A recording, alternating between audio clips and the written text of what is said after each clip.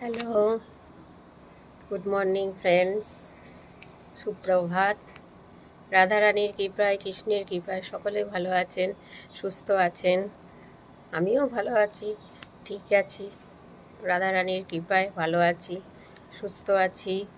একটা সত্য কথা বলি, একটা অজানা সত্য, যে কৃষ্ণের গায়ে একটা সুন্দর গন্ধ বেরোতো, সুন্দর গন্ধ, যার জন্য সবাই কৃষ্ণের কাছে মানে ছুটে চলে আসতো। বাঁশি তো তার ছিলই, মনমাহানো সুর, মধুর ধ্বনিতে রাধাকে আকৃষ্ট করত। রাধা তার সব কিছু ছেড়ে, গোপীরা তার কাছে চলে আসতো। এরকম হচ্ছে গিয়ে আমাদের কৃষ্ণ।